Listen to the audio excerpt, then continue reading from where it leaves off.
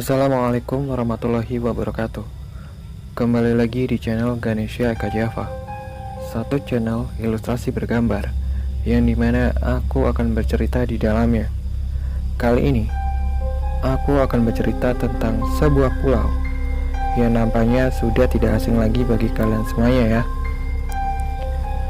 Nama pulau ini yang sesuai pada judul video adalah Pulau. Ya, Pulau Nusa Kambangan adalah sebuah pulau yang masih tergabung dengan Provinsi Jawa Tengah, yang mana tempat ini lebih dikenal sebagai tempat terletaknya komplek lembaga permasyarakatan, atau biasa kita sebut dengan penjara. Penjara ini terkenal memiliki sistem keamanan yang paling kuat dan tinggi di Indonesia. Secara geografis, wilayah ini masuk ke dalam Kabupaten Cilacap dan juga menjadi salah satu pulau terluar di Indonesia. Tempat ini bisa disebut sebagai salah satu lapas yang paling mengerikan di Indonesia. Bukan hanya karena tempatnya yang menyeramkan, namun juga suasana yang ditimbulkan.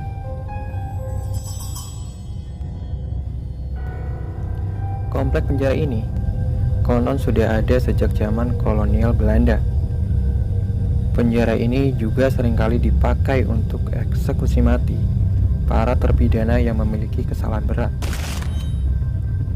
Selain itu, lapas Nusa Kambangan ini juga hanya diperuntukkan bagi para kriminal dengan kasus kejahatan yang berat saja.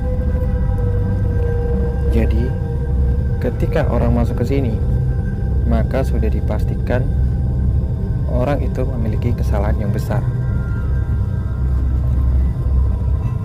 Pulau Nusa Kambangan begitu mengerikan hingga orang barat menjulukinya sebagai Alcatraz versi Indonesia. Dan di sini aku akan memberikan sedikit gambaran tentang betapa mengerikannya penjara ini. Dan berikut adalah beberapa fakta tentang lapas Nusa Kambangan. Kriminal kelas kakap dan penjara level maksimum. Seperti penjara dengan keamanan maksimal pada umumnya, lapas ini hanya dipergunakan untuk narapidana dengan pelanggaran hukum yang berat, dengan sebagian besar hukuman lebih dari 5 tahun penjara. Misalnya untuk kasus terorisme, pembunuhan berencana tingkat tinggi yang melibatkan tokoh-tokoh penting. Penjara ini juga terkenal akan eksekusi Imam Samudra, Amrozi, dan Ali Gufron, yang mana mereka bertiga adalah otak dibalik adanya bom Bali pada tahun 2002. Maka tak heran, beberapa sel di lapas ini dilengkapi dengan sistem keamanan yang tinggi dan super ketat. Dari dijaga oleh pasukan bersenjata lengkap, hingga sel isolasi untuk napi yang divonis eksekusi mati, dan juga napi yang memiliki resiko tinggi. Salah satu alasan mengapa Nusa Kambangan sangat mengerikan adalah karena adanya Bukit Nirbaya. Bagi para napi yang divonis hukuman mati dan hanya menunggu waktu untuk eksekusi, maka Bukit Nirbaya ini seakan menambah kesuraman Nusa Kambangan yang sudah mengerikan. Karena disitulah hidup mereka akan berakhir dengan cara dieksekusi. Belum lagi soal adanya rumor tentang keangkeran tempat itu yang semakin menambah suasana yang tidak mengenakan. Dan seandainya kabur pun hanya akan berbuah kematian. Meskipun penjara ini memiliki sistem keamanan yang ketat, hal itu tidak membuat para napi tidak pernah mencoba untuk kabur. Tercatat, pernah ada kasus napi yang mencoba kabur dari penjara ini. Namun sebenarnya, kabur dari sini bukanlah hal yang tepat. Pulau Nusa Kambangan ini berada di selatan Pulau Jawa dan masih sangat asri, dan juga terbentang hutan yang sangat luas, yang mana di hutan itu juga dipercaya masih dihuni oleh hewan-hewan buas seperti macan kumbang dan banyak ular berbisa.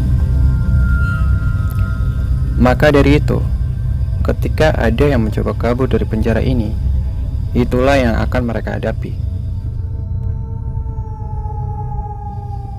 Dan tidak hanya itu saja, tempat ini juga menjadi salah satu tempat eksekusi bagi para penjajah di masa lalu, yaitu sebagai tempat untuk hukum mati para pahlawan yang dianggap sedang mengumpulkan kekuatan untuk memberontak, hingga muncul sosok hantu yang dipercaya sebagai penguasa di Pulau Nusa Kambangan. Sosok itu bernama Mbah Syukur. Mungkin banyak yang tidak tahu kisah dari Mbah Syukur ini, karena memang informasi yang ada sangatlah sedikit. Terdengar simpang siur bahwa sosok makhluk astral yang satu ini memang banyak ditakuti, karena memang penampakannya yang sangat mengerikan. Tidak hanya itu saja, sosok ini sering terlihat pada hari-hari tertentu dan sering menampakkan diri kepada mereka yang melewati jalan menuju ke lapas. Beberapa dari mereka mengabarkan bahwa Mbah Syukur menampakkan dirinya di jalan dan terlihat sangat mengerikan. Banyak juga kabar yang menyebutkan bahwa sosok Mbah Syukur ini tidak memiliki kepala. Hantu Mbah Syukur adalah hantu pria yang memiliki perawakan tinggi, dan konon ceritanya hantu ini berasal dari masa penjajahan, yang merupakan salah satu pahlawan yang dieksekusi dengan cara dipenggal. Sosok astral Mbah Syukur masih menjadi misteri yang cukup terkenal di sana. Salah satu cerita yang cukup terkenal di Nusa Kambangan adalah tentang Sugiman. Di Pulau Nusa Kambangan ini, Sugiman dan istrinya adalah salah satu penduduk ilegal yang tidak memiliki KTP. Sugiman sengaja membawa istrinya ke Pulau Nusa Kambangan untuk membuka lahan karet kala itu. Walaupun malam sudah tiba, Sugiman masih saja sibuk menyadap pohon karet kebunnya, dan itu memang kebiasaannya. Saat menyadap karet, ia sering lupa waktu. Kala itu, saat sedang menyadap, tiba-tiba saja telepon genggamnya berbunyi. Halo Pak, masih nyadap karet? Tanya suara perempuan dari telepon genggamnya. Masih Bu, jawab lelaki itu. Sebentar lagi gelap loh Pak. Ibu kan sudah bilang kalau nyadap karet jangan kemalaman, sahut suara itu. Tanggung Bu, tinggal sedikit lagi. Dan Sugiman pun menutup telepon genggam jadul miliknya. Dia malas mendengar ocehan istrinya yang seringkali marah-marah karena ia pulang malam dari hutan. Namun, memang betul juga ocehan istrinya, karena hari semakin gelap dan sangat berbahaya bagi dirinya berada di hutan sendirian. Tapi Sugiman, lelaki berumur 50 tahunan itu sangat bebal dan tidak bisa diatur. Ia bersikukuh menyadap beberapa pohon karet lagi. Sebuah karung kumal yang mengeluarkan bau karet busuk di jinjingnya. Tangan kanannya menggenggam sebuah pisau sadap. Ia mengenakan baju kuning lusuh dan celana pendek yang banyak kantongnya. Kedua kakinya diliduki dengan sepatu boot, sehingga mampu menerjang semak berduri, dan sebuah lampu senter terikat dengan baik di kepalanya, agar jarak pandangnya tidak tertutup kabut. Saat ia mengiriskan pisau sadap ke batang pohon karet, tiba-tiba handphone jadulnya berbunyi lagi. Iya Bu, ini mau pulang. Sergah Sugiman tanpa menunggu lawan bicaranya. Tapi tidak ada suara apapun di telepon itu. Bu, Periksa Sugiman lagi sambil mendekatkan handphone ke telinganya. Sugiman. Yang terdengar justru suara lelaki yang terkesan berat. Sontak saja Sugiman kaget dan teleponnya tiba-tiba terputus. Segera ia cek riwayat panggilan masuk. Namun tidak ada satu nomor pun di sana. Ia menarik napas panjang, mencoba untuk tenang, lalu ia berjalan lagi ke pohon karet berikutnya. Sesampainya di pohon karet, Sugiman terheran-heran karena getah karet di pohon itu terus menetes seperti ada yang sudah menyadapnya. Pada batang pun terlihat garis bekas pisau sadap yang masih baru. Padahal Sugiman yakin pohon karet itu belum disadap olehnya. Dan Sugiman pun yakin hal ini bukanlah perbuatan pencuri, karena batok karet masih utuh.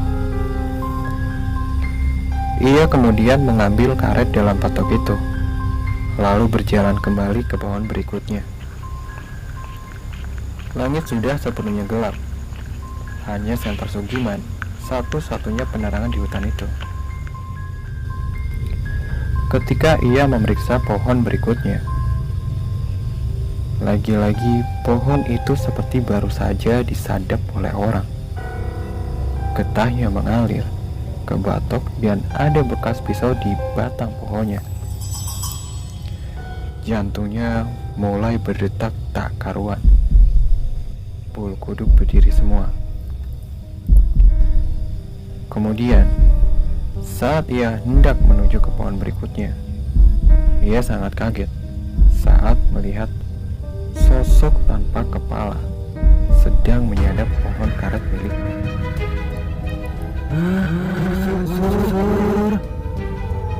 Pekik Sugiman.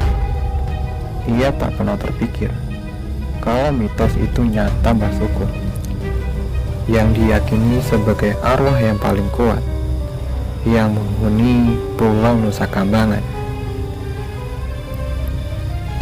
Menurut cerita yang ia dengar, dulunya Mbah Sukur merupakan narapidana yang dihukum mati dengan cara dipenggal kepalanya.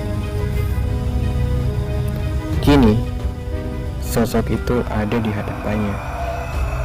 Ia melihat sosok itu berdiri dengan kepala yang sudah terputus dan darah segar mengucur dari lehernya. Tanpa ambil ancang-ancang lagi, segera Sugiman melempar pisau dan berlari sekencang-kencangnya. Sepatu boot yang ia gunakan menerjang semak-semak, bahkan tanaman nanas yang banyak durinya juga ia terjang. Sekeliling gelap sekali, hanya cahaya senter di atas kepalanya yang menjadi penerangan satu-satunya malam itu. Sugiman berhenti, napasnya ngos-ngosan, dadanya pun sesak, dan bajunya basah oleh keringat. Tangan dan kakinya pun juga masih gemetaran. Sugiman menoleh ke kiri dan ke kanan. Ia tak tahu sudah berlari berapa kilometer. Kemudian, ia bersandar di salah satu pohon karet.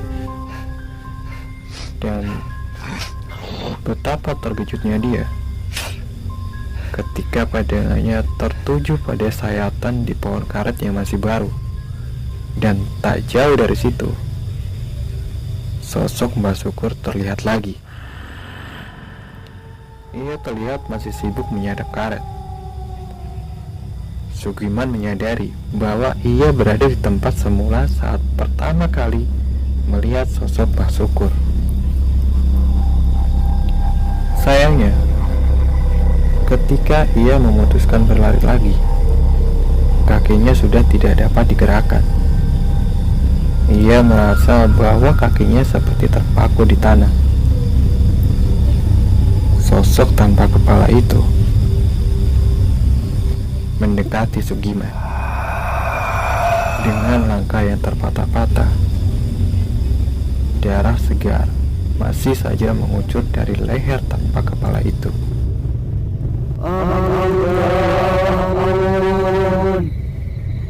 Sugiman menangis sejadi-jadinya. Dan tak lama, akhirnya pun ia pingsan. Seperti itulah kawan, cerita bergambarku kali ini tentang misteri di Nusa Kambangan. Mau dipercaya atau tidak, semua kembali ke keyakinan diri kita masing-masing ya. Kurang lebihnya mohon maaf. Jaga diri kalian dan wassalam.